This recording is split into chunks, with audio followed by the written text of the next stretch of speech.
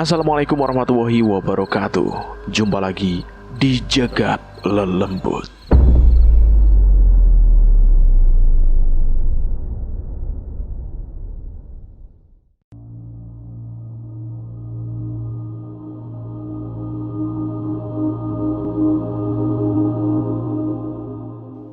Sebuah rumah tua sederhana berdiri di pinggiran kota Cirebon.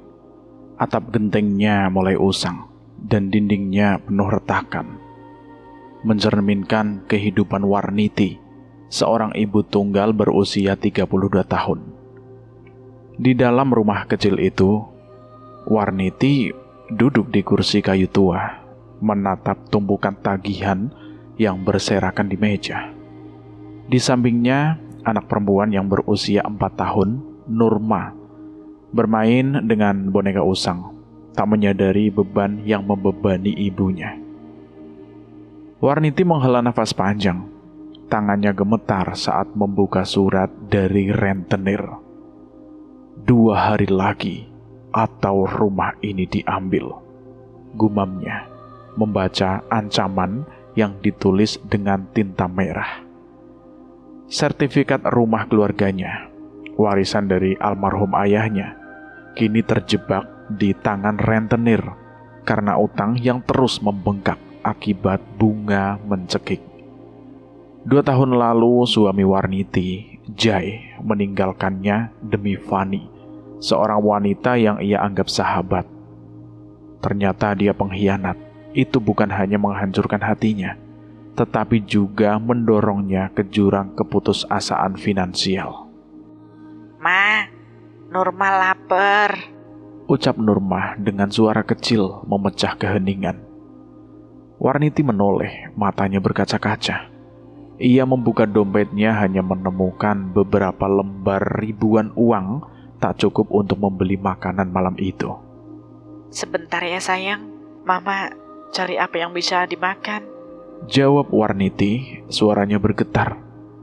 Ia berjalan ke dapur, membuka lemari yang hampir kosong. Hanya menemukan setengah kaleng biskuit basi.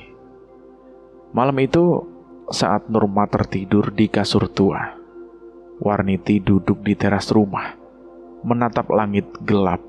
Rasa sakit karena pengkhianatan Jai dan Fani masih menggerogoti hatinya. Ya Tuhan, kenapa aku? Kenapa aku yang harus begini? Bisiknya, air mata mengalir di pipinya. Dendam dan keputusasaan bercampur, membentuk lubang hitam di dadanya. Tiba-tiba suara langkah kaki mendekat. Warniti menoleh dan melihat Bu Evi, tetangganya, sekaligus teman lamanya, berdiri di depan pintu pagar.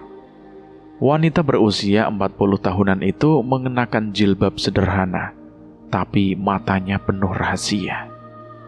Warniti, kenapa masih di luar? Sudah malam. Sapa Bu Evi, suaranya lembut namun penuh perhatian. Warniti mengusap air matanya, mencoba tersenyum. Cuma butuh udara segar saja, Bu. Banyak pikiran. Bu Evi melangkah masuk, duduk di samping Warniti. Aku tahu keadaanmu berat, Warniti. Utang, anak, rumah. Aku lihat kamu kayak orang yang nyaris menyerah. Warniti hanya tertawa pahit. Menyerah? Aku udah di ujung, Bu. Rentenir bilang 2 hari lagi rumah ini diambil. Aku gak tahu lagi harus ngapain. Bu Evi menatap Warniti dalam-dalam, seolah menimbang sesuatu. Setelah hening sejenak, ia berbisik. Ada jalan, Warniti. Tapi bukan jalan yang biasa. Jalan apa, Bu? Aku udah coba segala cara. Jadi SPG, jualan keliling, sampai jadi LC. Tapi tetap aja gak cukup. Bu Evi menunduk, suaranya semakin pelan. Gunung Kawi. Ada cara di sana. Cara yang bisa ubah nasibmu dalam semalam. Tapi Warniti, ini bukan main-main. Ada harga yang harus dibayar. Apa, Bu? Gunung Kawi? Warniti mengulangnya, bingung. Ia pernah mendengar cerita tentang tempat itu, ritual gaib, pesugihan, dan kisah-kisah seram yang dianggapnya sekedar dongeng. Bu, itu cuma mitos kan? Aku nggak percaya begituan, Bu. Bukan mitos, Warniti. Aku tahu orang-orang yang pergi ke sana dan pulang dengan tas penuh uang. Tapi Ia berhenti menatap Warniti dengan tatapan serius. kamu harus siap dengan konsekuensinya. Mereka minta sesuatu sebagai ganti. Sesuatu? Maksudnya apa ya, Bu? Bu Evi menarik nafas dalam-dalam. Nyawa, Warniti. Mereka minta nyawa orang yang kamu benci misalnya. Tapi kamu harus yakin. Kalau ragu, jangan coba-coba. Jantung Warniti berdetak kencang. Gambaran Jai dan Fani muncul di benaknya. Wajah mereka, tawa mereka, pengkhianatan mereka, dendam yang selama ini ia pendam membakar dadanya. Kalau aku mau, apa yang harus aku lakukan? Tanyanya, suaranya gemetar antara takut dan harapan. Bu Evi tersenyum tipis. Besok malam, aku antar kamu ke Gunung Kawi. Bawa hatimu yang paling gelap. Di sana, kamu akan tahu apa yang harus kau lakukan. Warniti menatap Bu Evi. Jiwanya terbelah antara ketakutan dan keinginan untuk lepas dari penderitaan. Ia memikirkan Nurma, rumah yang hampir hilang, dan hidupnya yang hancur. Lalu dengan suara pelan namun tegas, ia berkata, Aku mau coba, Bu. Aku nggak punya pilihan lain. Bu Evi mengangguk, matanya penuh rahasia. Baik, Warniti. Besok malam kita berangkat. Tapi ingat, apa yang kamu mulai di Gunung Kawi tidak bisa dibatalkan dengan begitu saja. Malam itu Warniti tak bisa tidur. Di benaknya, bayangan Jai dan Fani bercampur dengan harapan akan kehidupan baru. Ia memeluk Nurma yang masih tertidur, dan dia berbisik. Mama akan lakukan apa saja untuk kita, sayang. Dengan hati penuh dendam dan keputusasaan, Warniti bersiap menuju Gunung Kawi, tanpa tahu bahwa langkahnya akan mengubah hidupnya selamanya. Malam menyelimuti Gunung Kawi dengan kegelapan yang pekat, hanya diterangi oleh bulan sabit yang samar. Angin dingin membawa aroma tanah basah dan dedaunan, seolah alam sendiri berbisik tentang rahasia yang tersembunyi. Warniti duduk di samping Bu Evi di dalam mobil tua yang membawa mereka ke lereng gunung. Jantungnya berdegup kencang, campuran antara ketakutan dan harapan. Di tangannya ia menggenggam tas jinjing kecil yang berisi pakaian ganti dan sebotol air, seperti yang diperintahkan Bu Evi. Bu, ini beneran bakal berhasil kan? Tanya Warniti setengah gagap, suaranya bergetar. Ia menoleh ke Bu Evi, mencari kepastian di wajah temannya itu. Bu Evi menatap lurus ke jalan berbatu yang diterangi lampu mobil. Kalau hatimu kuat, Warniti, ini akan berhasil. Tapi ingat, jangan ragu. Makhluk di sana tahu kalau kamu ragu. Jawabnya dengan nada datar, namun penuh peringatan. Warniti menelan ludah mencoba menenangkan diri. Gambaran Nurma yang kelaparan dan ancaman rentenir memenuhi pikirannya, mendorongnya untuk melangkah lebih jauh. Aku nggak ragu, Bu. Aku harus lakukan ini buat Nurma. Mobil berhenti di sebuah jalan setapak yang dikelilingi pohon-pohon tinggi. Bu Evi mematikan mesin dan menoleh ke Warniti. Dari sini, kita jalan kaki. Ikut aku, dan jangan lihat ke belakang. Apapun yang kamu dengar. Warniti mengangguk, meski perutnya terasa mules. Mereka melangkah menyusuri jalan setapak yang licin. hanya ditemani suara jangkrik dan dedaunan yang bergoyang. Setelah beberapa menit, mereka tiba di sebuah pohon besar dengan daun-daun hijau berkilau di bawah sinar rembulan. Di depan pohon tua itu, seorang lelaki tua berdiri, mengenakan jubah sederhana. Wajahnya keriput, tapi matanya tajam, seolah bisa menembus jiwa. Ini Kuncen, dia yang akan membimbingmu, bisik Bu Evi. Warniti melangkah mendekati lelaki itu. Jantungnya semakin kencang. Selamat malam, Pak. Sapanya, suaranya nyaris tak terdengar. Kuncen itu menatap Warniti tanpa berkedip. Kamu datang dengan hati penuh dendam. Anak muda, apa yang kamu cari di sini? Katanya, suaranya serak namun berwibawa. Warniti menarik nafas dalam-dalam, mencoba mengumpulkan keberanian. Aku butuh uang, Pak. Hidupku hancur. Aku gak mau anakku kelaparan lagi. Dan rumahku hampir diambil rentenir. Kuncen itu mengangguk perlahan, seolah sudah mendengar cerita seperti ini ribuan kali. Ya, kayaknya bisa diberikan. Tapi ada harga yang harus dibayar. Nyawa untuk nyawa. Siapa yang kamu benci? Yang kamu ingin lenyap dari hidupmu? Warniti menunduk. Gambar Jai dan Fani muncul di benaknya. Rasa sakit dari pengkhianatan mereka membakar dadanya. Mantan suamiku, Pak. Jai dan Fani. Perempuan yang merebut dia dariku. Kuncen itu mengangguk lagi, lalu menunjuk ke arah sebuah kolam kecil di dekat pohon dewandaru. Airnya hitam pekat, mencerminkan bulan di permukaannya. Masuklah ke air itu. Tunggu sampai daun dewandaru jatuh. Di sana, kamu akan bertemu yang akan mengabulkan permintaanmu. Tapi ingat, sekali kamu setuju, tidak ada jalan kembali. Warniti menoleh ke Bu Evi, mencari dukungan. Bu Evi hanya mengangguk pelan. Dengan tangan gemetar, Warniti melepas sepatunya dan melangkah ke kolam. Air dingin menyengat kulitnya, membuatnya menggigil. Ia menyelam menahan nafas hingga dunia di sekitarnya lenyap dalam kegelapan.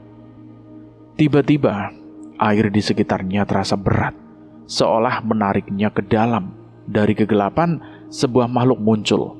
Tubuhnya seperti ikan, bersisik mengkilap, tetapi kepalanya menyerupai manusia dengan sepasang tanduk di dahi.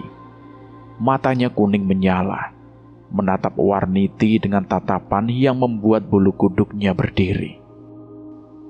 Kamu memanggilku. Suara makhluk itu bergema, bukan dari mulutnya, melainkan langsung dari kepala Warniti. Kekayaan yang kamu cari akan kuberikan. Tapi dua nyawa yang kamu sebutkan, Jai dan Fani, akan menjadi milikku. Apakah kamu setuju, Nduk? Warniti merasa dadanya sesak, bukan karena air, tetapi karena ketakutan yang mencekik. Namun bayangan Nurma yang kelaparan dan rumah yang terancam diambil membuatnya dia mengangguk. Iya, saya setuju. Bisiknya, suaranya tenggelam dalam air. Makhluk itu tersenyum, memperlihatkan gigi-gigi tajamnya. Ambillah tas ini, Katanya, dan sebuah tas kulit tua muncul di tangan Warniti. dan pegang daun ini. Jangan pernah jauh darimu, atau perjanjian kita batal. Sehelai daun dewandaru hijau, segar, dan berkilau, melayang ke tangan Warniti. Warniti tersentak dan muncul ke permukaan. Terengah-engah.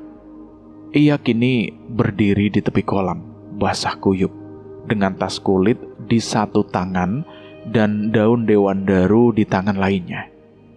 Kuncen dan Bu Evi menatap dari kejauhan. Sudah selesai, Nduk. Pulanglah. Dan jangan lupa apa yang kamu janjikan, kata pekuncen itu. Perjalanan pulang ke Cirebon terasa seperti mimpi. Warniti duduk di samping Bu Evi, memeluk tas kulit itu erat-erat. Bu, apa yang barusan aku lihat itu nyata? Tanyanya, suaranya masih gemetar. Bu Evi menatap lurus ke depan. Nyata atau tidak, kamu sudah memilih jalannya. Sekarang, buka tas itu di rumah. Tapi hati-hati, apa yang kamu dapatkan bukan cuma uang. Sesampainya di rumah, malam sudah larut. Nurma tertidur di kamar dan ibunya. Warniti langsung menuju ke kamar, mengunci diri di kamar itu. Jantungnya berdegup kencang saat ia membuka tas kulit itu. Tumpukan uang ratusan ribuan, rapi diikat karet, memenuhi tas hingga penuh. Ia memikirkan jumlahnya mencapai 3,4 miliar. Warniti tertunduk, nafasnya tersengal. Gembira karena kekayaan yang tiba-tiba ini bercampur dengan ketakutan yang tak bisa ia jelaskan. Ia menggenggam daun dewandaru di tangannya, hijau segar seolah hidup, dan merasa sesuatu yang dingin merayap di tulang punggungnya. Apa yang sudah aku lakukan? Bisiknya pada diri sendiri, suaranya penuh keraguan. Namun di sudut hatinya, dendam terhadap Jai dan Fani masih membara, mendorongnya untuk melangkah lebih jauh ke dalam kegelapan yang ia pilih. Cahaya matahari yang menyelinap melalui jendela kamarnya, di tas kulit yang kini tersimpan di lemari. Warniti berdiri di depan cermin, memandang daun dewandaru yang kini digantungkan sebagai leontin di lehernya.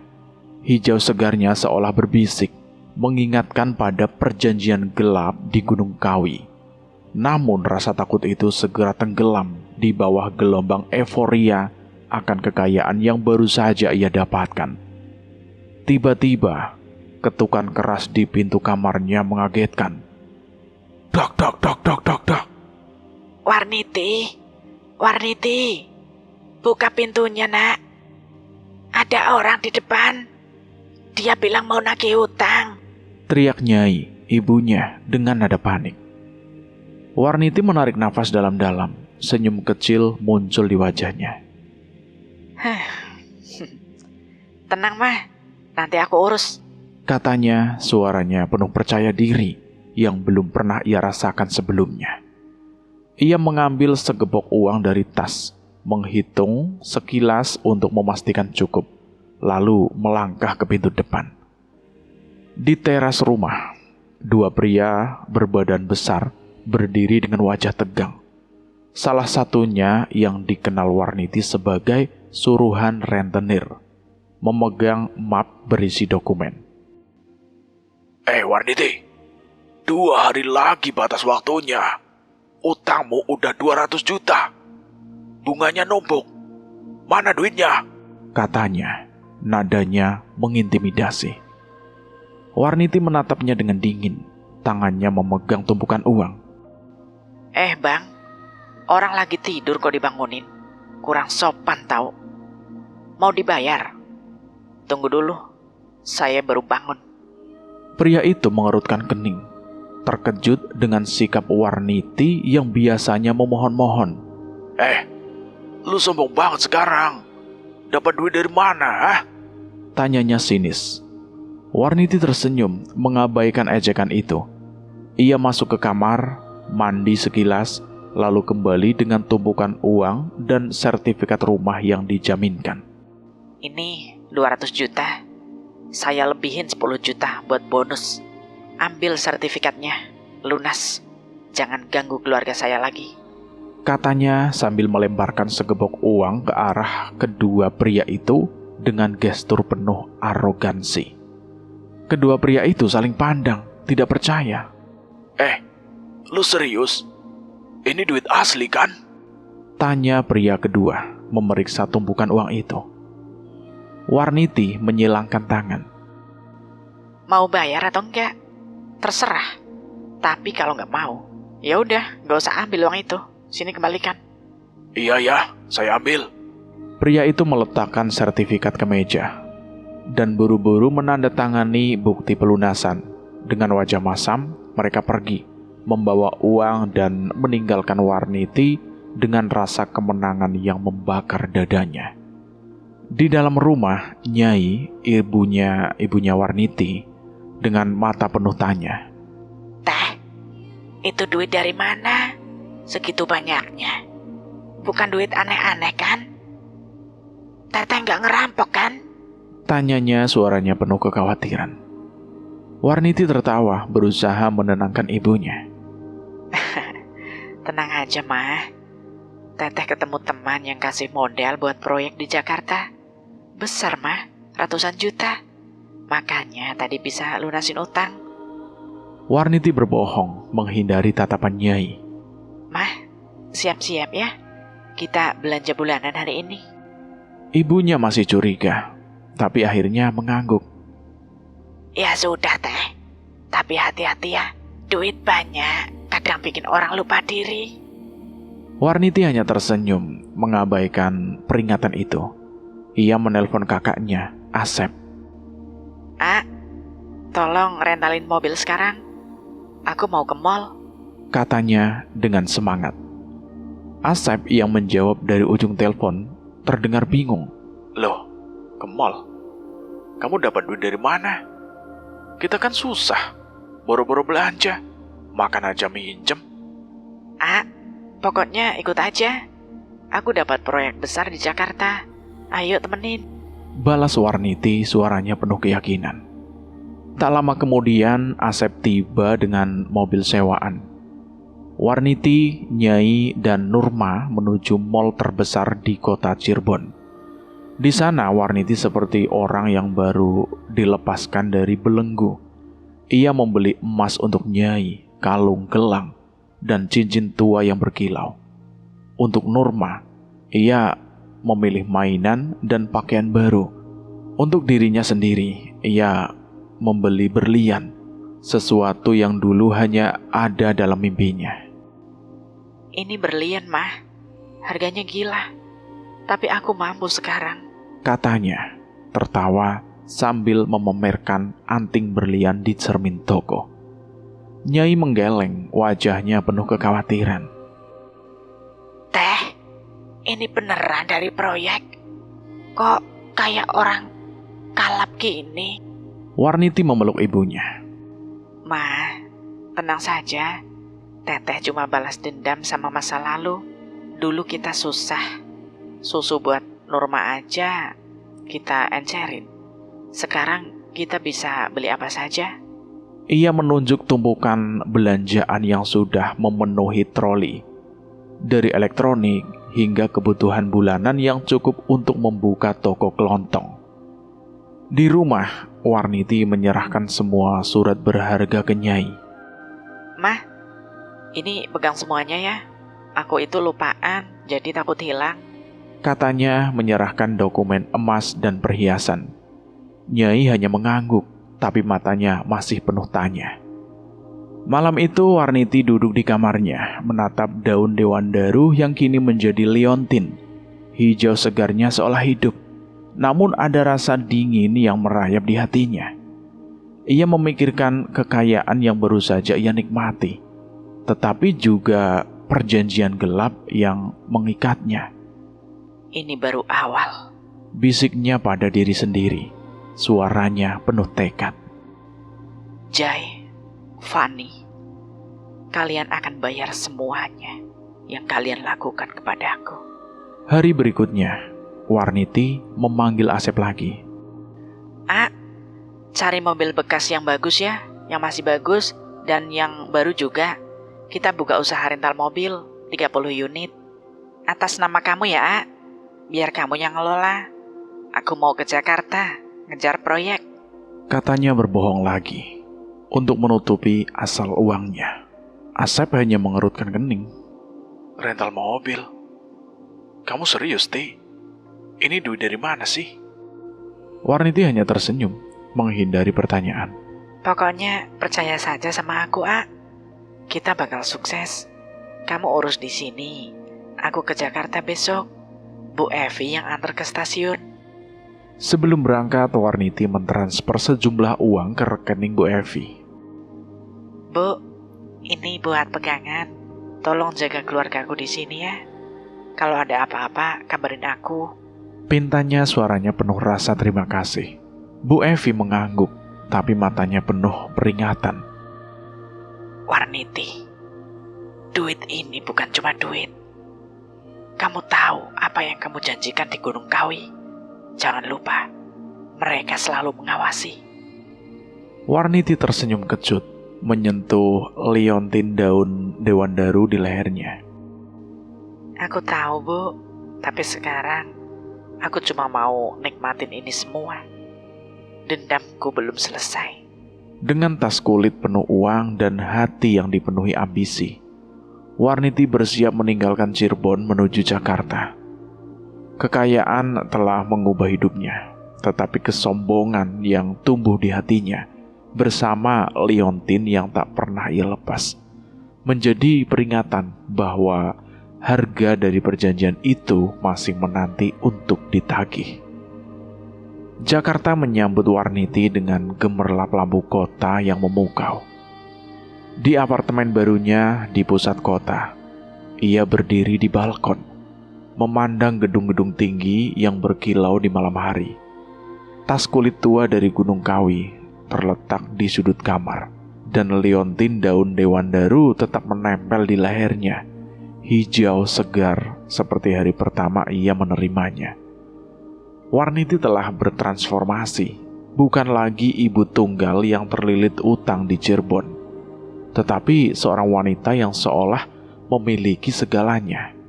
Namun di balik senyumnya, ia tahu kekayaannya bukanlah anugerah biasa. Pagi itu, Warniti duduk di sofa apartemennya memegang ponsel. Bu Evi, apartemennya udah aku booking. Transfernya masuk kan? Tanyanya melalui telepon. Suaranya penuh semangat. Di ujung sana, Bu Evi menjawab. Udah, Warniti. Tapi apa kamu yakin gak mau ke hotel saja? Lebih praktis loh. Hotel mahal, Bu.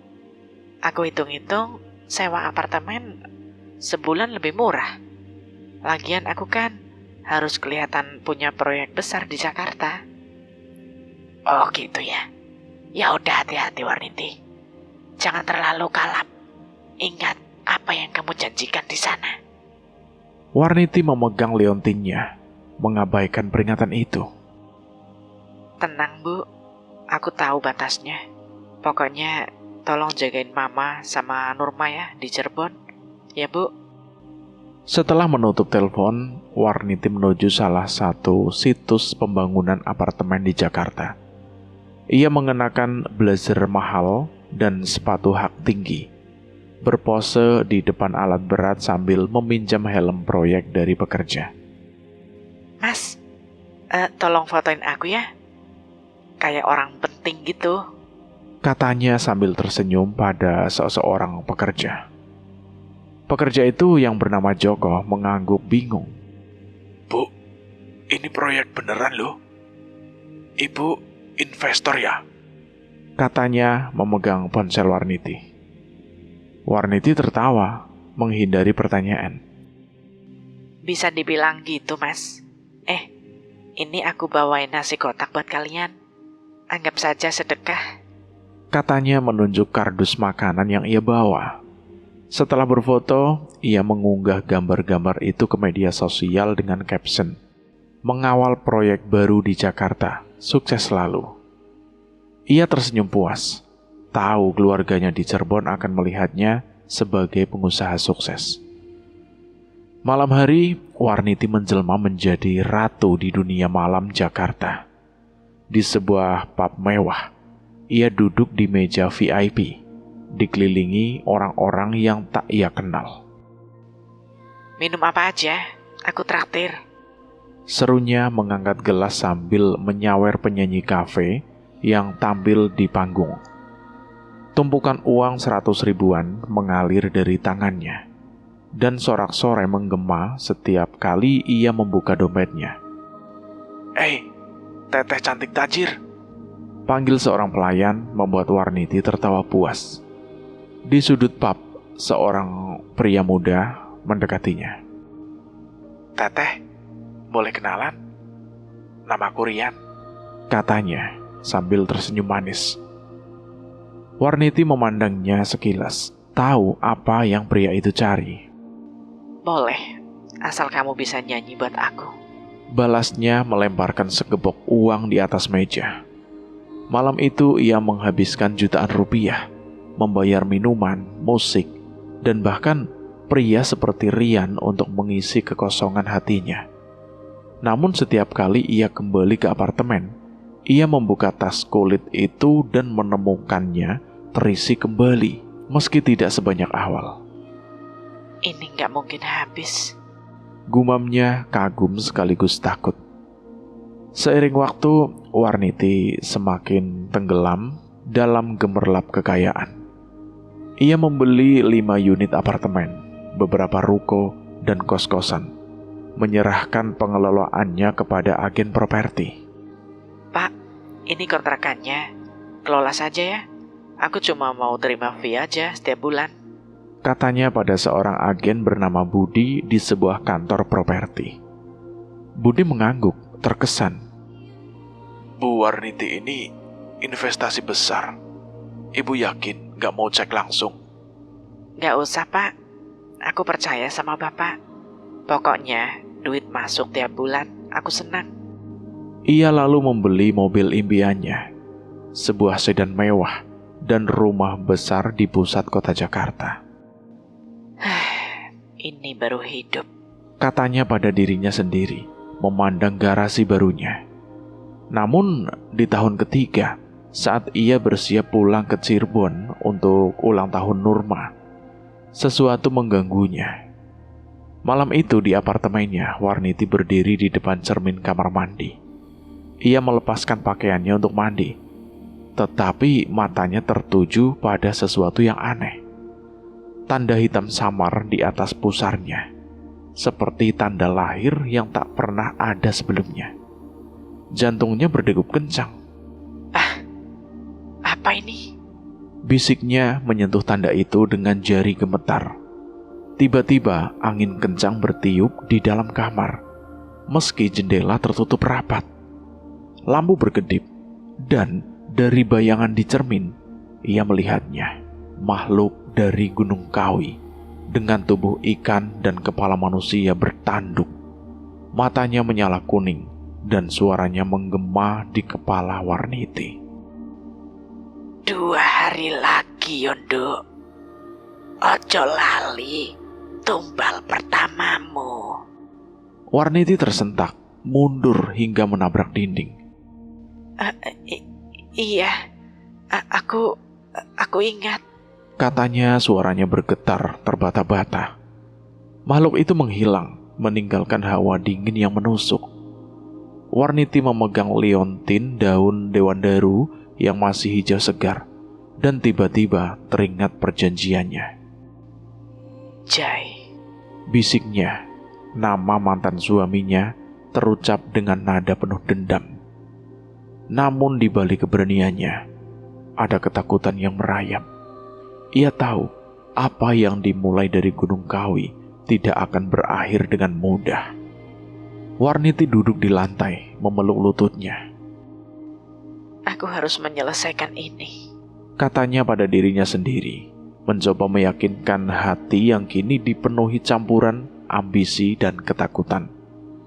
Dengan tas kulit yang masih penuh uang dan liontin yang tak pernah lepas, ia bersiap kembali ke Cirebon. Tidak hanya untuk merayakan ulang tahun Nurma, tetapi juga untuk memenuhi janji gelap yang mengikatnya. Jakarta masih gemerlap, tetapi Warniti kini berdiri di Cirebon. Di rumah ibunya yang sederhana, namun kini penuh dengan barang mewah. Ulang tahun Nurma, anaknya, tinggal 2 hari lagi, dan Warniti telah merencanakan perayaan mewah di sebuah ballroom hotel. Namun, di balik rencana itu, ada niat gelap yang ia simpan rapat-rapat. Menyerahkan tumbal pertama kepada makhluk dari Gunung Kawi, mantan suaminya, Jai. Malam itu, di kamarnya, Warniti duduk di lantai dengan tas kulit tua di depannya. Di sampingnya sebuah kaos ulang tahun bergambar wajah Nurma dan sebotol parfum mahal telah disiapkan.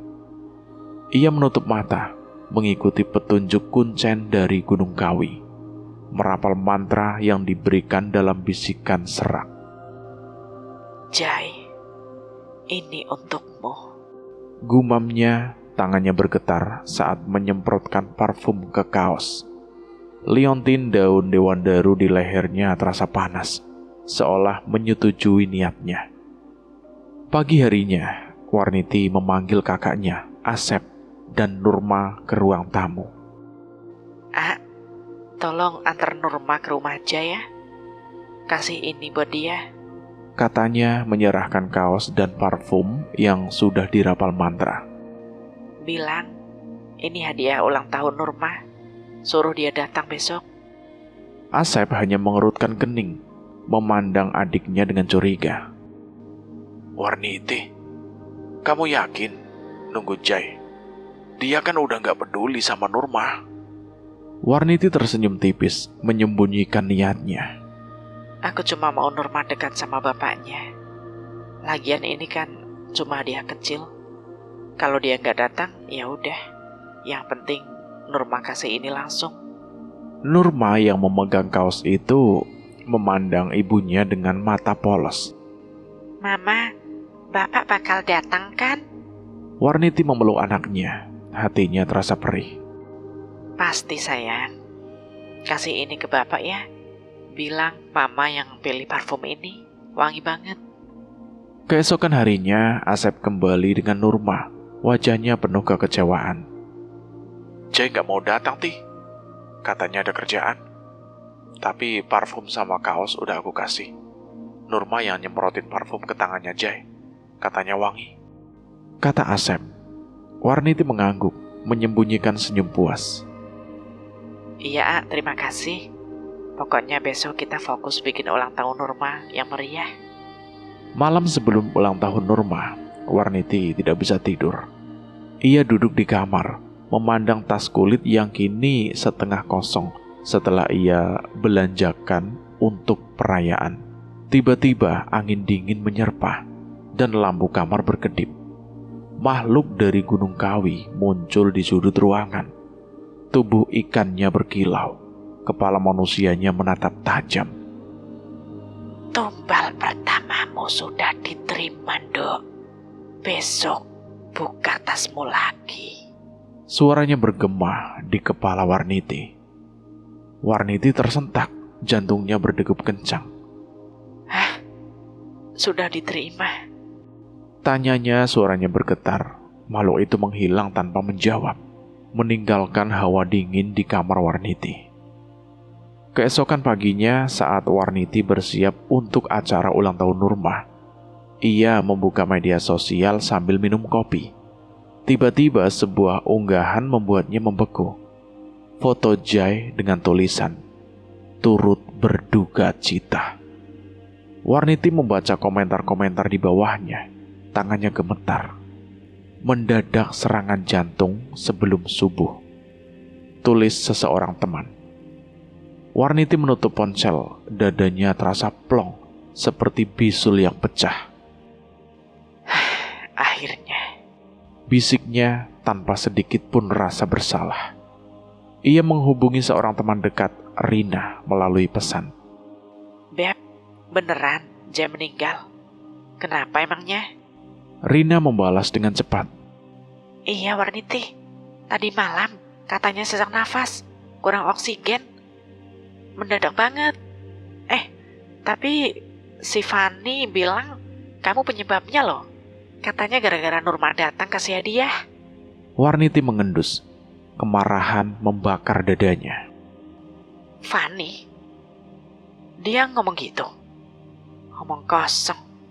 Dia cuma cari alasan buat ngegosipin aku. Balasnya jari-jarinya mengetik dengan cepat. Acara ulang tahun Nurma berlangsung meriah. Ballroom hotel dipenuhi balon dan dekorasi mewah. Tamu-tamu berdatangan dan Nurma tersenyum lebar di tengah sorak-sorai. Warniti tersenyum, tetapi pikirannya dipenuhi kepuasan atas kematian Jai. Malam itu, setelah semua tamu pulang, ia membuka tas kulit di kamarnya. Matanya membelalak. Tas itu penuh kembali, tapi uangnya kini berantakan. Lembar demi lembar terlipat rapi. Ini lebih banyak dari sebelumnya. Gumamnya tertawa kecil sambil melemparkan uang ke kasur. Kegilaannya pada kekayaan semakin menjadi. 6 tahun berlalu dan Warniti lupa akan kewajiban tumbal kedua, Fanny, hingga suatu malam saat ia sedang bersantai di apartemennya di Jakarta. Tanda hitam di atas pusarnya muncul lagi, lebih pekat. Makhluk itu kembali, suaranya dingin. 2 hari lagi, Yondo. Tumbal keduamu. Ojo lali. Warniti panik, menyadari Fanny kini jauh di jangkauannya. Duh, gimana caranya? Aku gak dekat sama dia. Katanya pada diri sendiri, mondar-mandir di kamar. Ia membuka media sosial mencari petunjuk, hingga melihat unggahan Nina, teman lamanya, tentang arisan online dengan hadiah 10 juta. Di daftar peserta ada nama Fanny tertera. Warniti langsung menelpon Nina. Nin, arisan online itu masih buka. Aku mau ikut dong, tapi atas nama tanteku, Bu Evi. Katanya berusaha terdengar santai. Nina terdengar antusias. Buka, Beb. Tapi yang pertama ini kita kumpul di rumahku, biar seru. Mau ikut langsung? Enggak ikut. Aku kan di Jakarta. Tapi aku kirim souvenir buat peserta ya.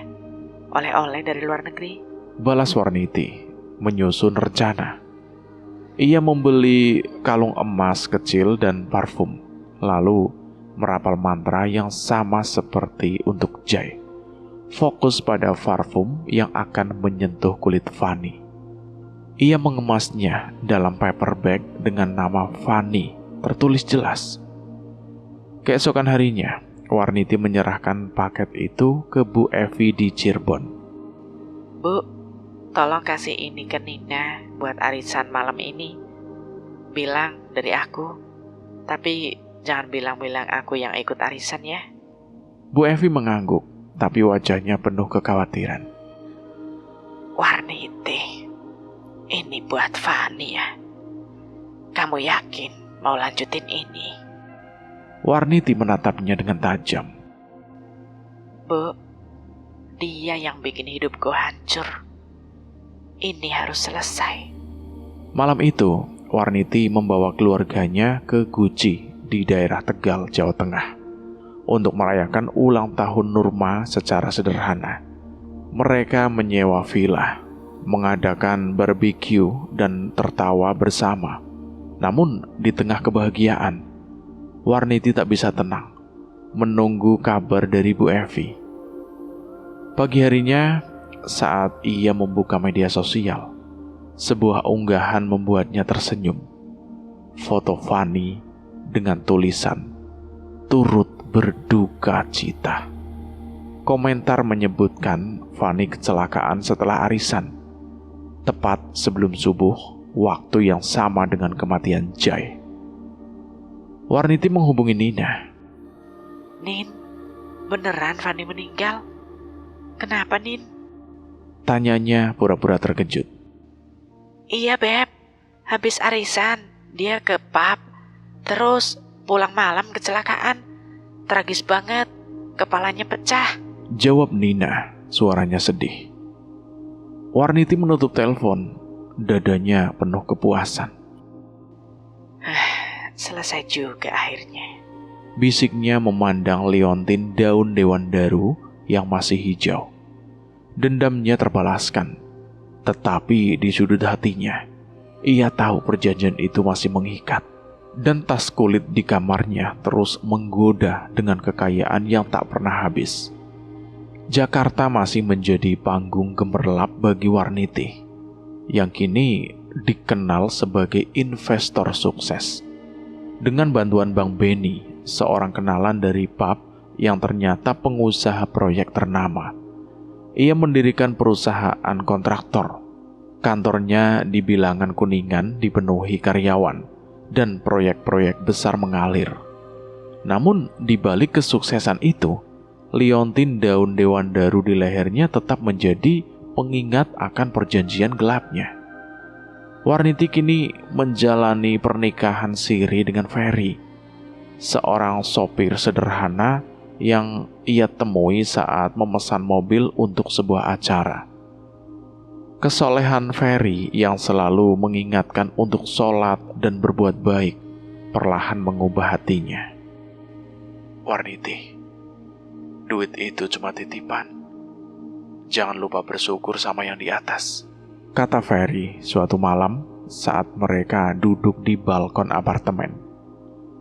Warniti tersenyum memegang tangan Ferry. Kamu selalu bikin aku mikir, Mas.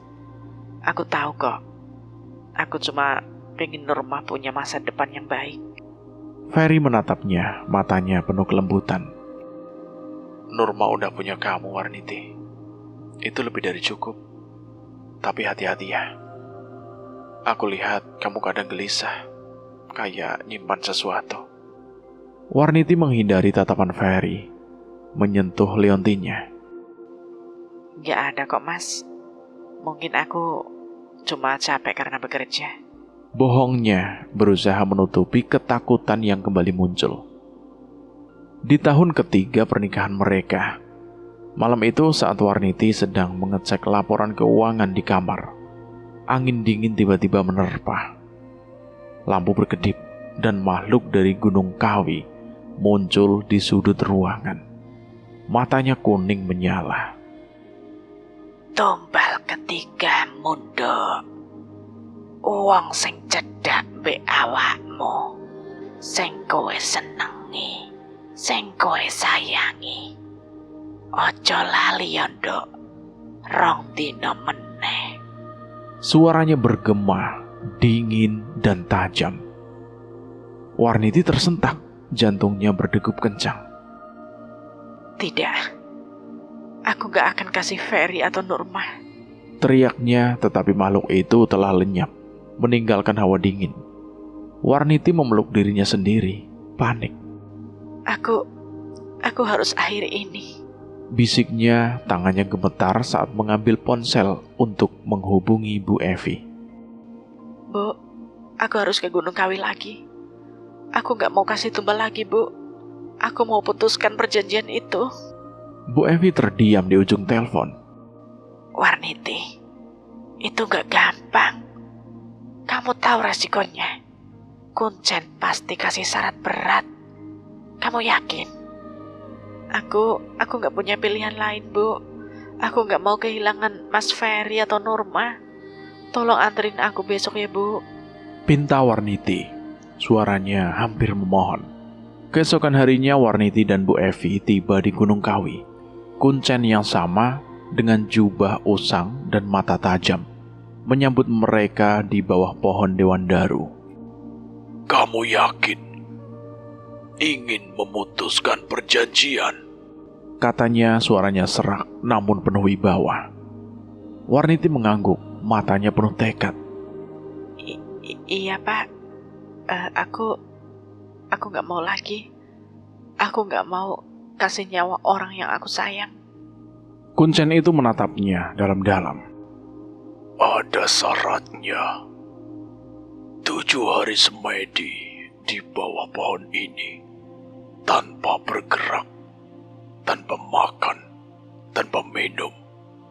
Jika gagal, nyawamu dan nyawa orang yang kamu lindungi akan diambil. Apakah berani?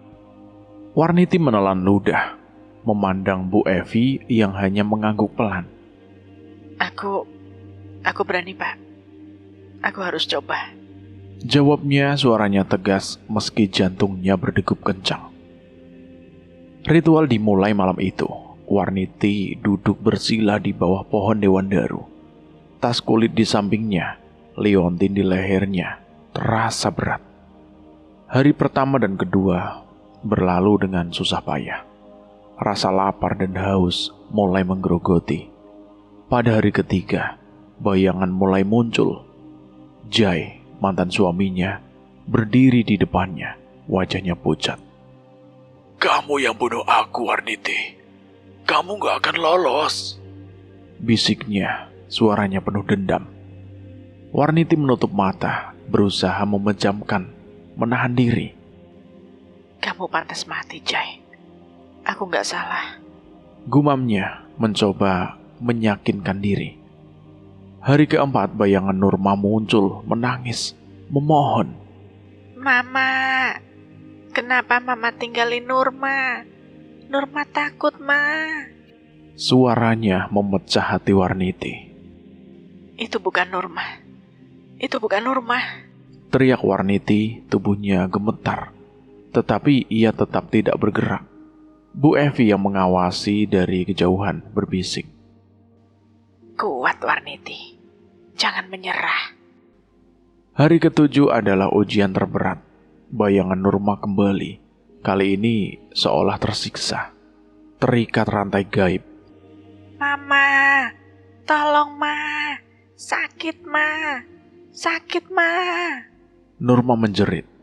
Warniti nyaris bangkit. Air mata mengalir di pipinya.